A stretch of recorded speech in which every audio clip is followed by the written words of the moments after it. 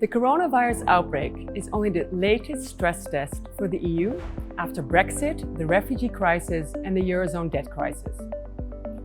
Although European leaders reacted quickly this time around in coordinating the economic recovery and the procurement of vaccines, the EU is not out of the woods yet. While member states have become more interconnected over the past decades, at the same time, their political, economic, and social trajectories have grown further apart. Two types of divergence are particularly important in shaping the Union's future: growing economic divergence between the North and the South, and growing divergence on rule of law between East and West. Could we argue that the economic and political divergence makes finding welfare-enhancing solutions for the EU as a whole much more challenging?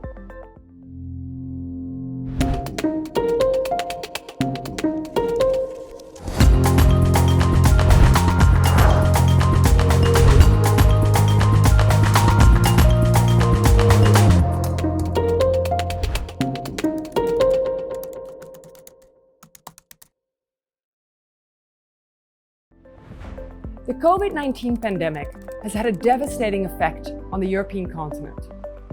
It first struck on Italian soil at the end of February 2020 and quickly spread throughout the continent. As European governments have struggled to suppress the spread of the virus, they have resorted to extraordinary and often draconian measures, such as restrictions on individual movements, physical distancing requirements, surveillance of citizens, and border closures. They also put their economies in hibernation for some time, and this might be considered the first legacy of the pandemic: a sharp economic downturn. For the year 2020 as a whole, GDP fell by 6.2% in the EU after a growth of 1.6% respectively in 2019. Importantly, however, the economic fallout was largely asymmetric. Countries like Italy and Spain, that were hardest hit in the first wave of the pandemic, had to put their economies under hibernation for the longest time and also experienced the largest economic fallout. In Italy and Spain, GDP decreased by 8.8% and 11% respectively, while GDP decreased 5% in Germany and 4.4% in the Netherlands. These southern European countries are also those that had barely recovered from the Eurozone debt crisis and thus had least fiscal space to deal with the pandemic. So the pandemic deepened the structural economic imbalances that already existed in the Union. While the EU Recovery Fund, called Next Generation EU, was designed to avoid uneven recovery and economic fragmentation within the Union, the size of the fund, almost 800 billion, will unlikely be able to overcome imbalances that have grown for decades. So long-term economic scarring is likely to remain in the South. The second legacy of the pandemic is political in nature. Already before the crisis, we have witnessed instances of democratic backsliding across the globe. Could a crisis such as the COVID-19 pandemic have the potential to become a pretext for leaders to attack liberal democratic institutions and norms in Europe? In the EU, for example, Prime Minister Viktor Orban used the crisis to acquire powers to rule by decree in Hungary. Another example is the Polish government that used the situation to further crack down on judicial and media independence. The intertwined developments of growing economic and political divergence are important because they've left an imprint on public opinion. It is crucial to remember that EU public opinion is inherently complex. Even though support for EU membership is very high across the Union, this doesn't mean that people are satisfied with the direction the EU is taking. Even as EU members have become more interconnected over the past decades, their political, economic, and social fates have started to diverge further and further. So we can say that EU public opinion resembles a kaleidoscope, mirroring people's experiences with starkly different national, political, and economic contexts that together make up the Union and reflect their positions within the political and economic geographies of their country. The Eurozone debt crisis and the refugee crisis widened these economic and political rifts. Northern and southern nations disagreed over whether the EU should help countries like Greece and under which conditions, while Western and Eastern EU nations disagreed over whether to allow entry to non-European refugees and migrants from war-torn countries such as Syria. Different national conditions shape people's experiences with the EU, and as a result, different people came to want very different things from the Union. There is no single philosophy of EU support or opposition. Instead, there are different types, driven by different expectations and criticisms of the EU. And these different types are now often clashing with each other in Brussels. Eurosceptics in the north are angry about money going to other member states and about workers emigrating to their country from elsewhere in the EU. Eurosceptics in Southern Europe are angry because there's not enough economic investment and employment support from the rest of Europe.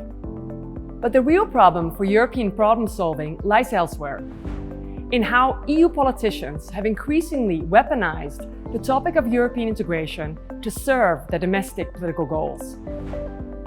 As the EU has grown to include more members, it has moved away from being a mostly economic project to including other areas of cooperation. And that is a hotly contested issue where member countries increasingly don't see eye to eye. These questions of European integration have become a perfect issue for political entrepreneurs who thrive on anti-establishment rhetoric and exploiting divisions within the political mainstream. Now part and parcel of the political debate in most countries, these Eurosceptic players have increased pressure on national leaders to show that they're advocating for the national interest at the EU level. The way the issue is politicized varies tremendously between member states, which doesn't help matters much. Every government has its own Eurosceptic agitator to appease and its own public sentiment to navigate. The rise of these Eurosceptic political entrepreneurs and the resulting political fragmentation has had profound effects on the EU. Most notably, it has made brokering deals in Brussels much more difficult. In addressing current economic and political divergence, the EU needs to reconcile radically different views about the appropriate scope and depth of integration that exist both across and within member states, and that are often hot topics of domestic debate. At the same time, European leaders need to secure public support for the European project to make its future sustainable. Acting collectively when economic, political, and social costs of previous crises diverge tremendously across the Union will prove a tall order. Time will tell if European leaders will be able to meet this challenge.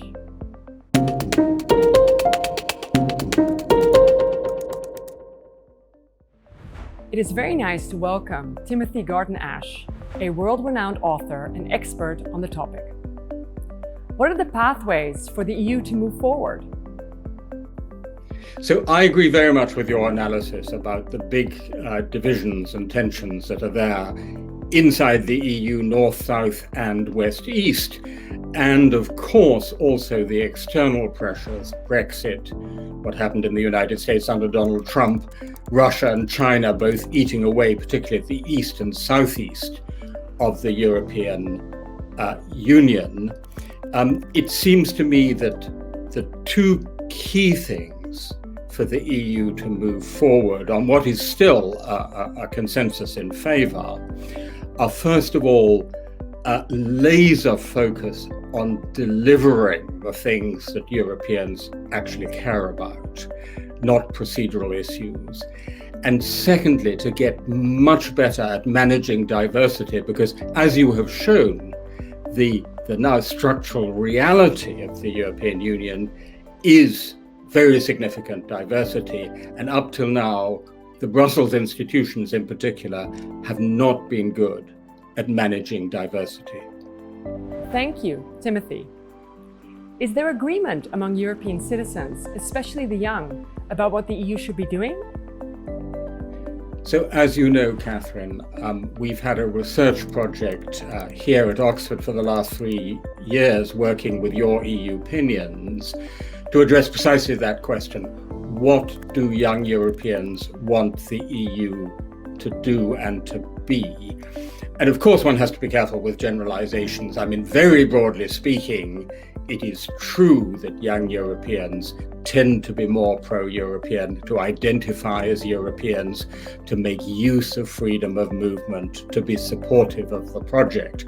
But two important caveats to that. First of all, significant groups of young Europeans, both sociologically and by country, have moved sharply to the right. Look at what's happened in Poland, look at the support for Marine Le Pen amongst groups of young French. Secondly, more broadly, this support is conditional. It's not the unconditional support of idealistic young Europeans from the 1950s to the 1970s. Are Europe right or wrong? It is conditional upon the EU delivering the big things that they want. So, for example, if you look at our polling, there's significant support. People say it's important to have a European Parliament, but then if we follow up and ask them to agree or disagree with a statement, as long as the EU delivers effective action, the presence or absence of the European Parliament is of secondary importance. A majority agree with that. So it's about delivery. What do they want the EU to deliver? 3 big areas. First of all, to preserve the achievement of freedom in the European Union, specifically the freedom of movement. Secondly, to address the climate crisis, climate change. And thirdly, jobs and social security. So they want a Europe that is free, green, and social. And if the EU manages to deliver that, then I think we can be quite confident about the future of the EU. If it does not, we cannot, because another really striking finding we have from our polling is that 53%, if you look at the graph, 53% of young Europeans think authoritarian states are better equipped than democracies to tackle the climate crisis. And that's a very concerning finding. By the way, it's not because they hugely admire Vladimir Putin or Xi Jinping, it's because they seriously doubt whether democracies can deliver. So the great test for the future of the EU to prove itself to young Europeans is to deliver a Europe that is free, green, and social.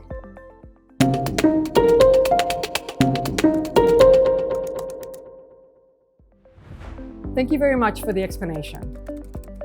So to sum up, the European continent, like many other parts of the world, faces key challenges. From the post-pandemic economic recovery to climate change, from the technological transition to growing geopolitical instability. These challenges don't hold at the border. So to deal with them effectively, European leaders will have to coordinate their actions. Yet they will find it hard to find compromise. Why? Because the pandemic has deepened the fault lines in the EU, between North and South over how to shape the future of the Eurozone, and between East and West over rule of law and human rights. European leaders will have to tackle these divisions, which will not be easy.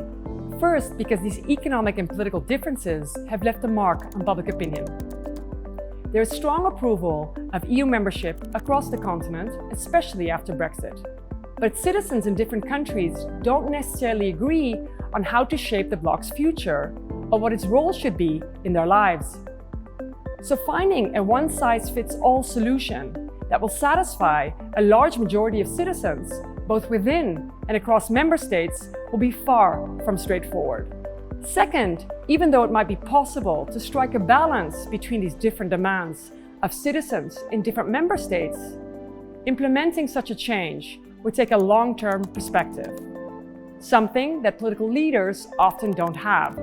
Given the importance of EU matters in domestic elections and for re-election of national governments, current incumbents will most likely focus on their short-term political survival rather than medium to long-term policy solutions. What is more, the EU has become a favorite topic for several national leaders to divert attention away from domestic failures. In addressing its current challenges, the EU needs to reconcile radically different views about the appropriate scope and depth of integration that exists both across and within member states. This will be far from easy. Yet in a world where countries are interdependent and problems don't stop at the border, sovereignty is a country's ability to shape interdependence peacefully. For centuries, Europeans have tried to deal with their economic, political, and social interdependence through largely non-peaceful means. Yet today, they regulate it through cooperative and democratic institutions that are rooted in law. What may look like a mess for some is in fact a very careful balancing act.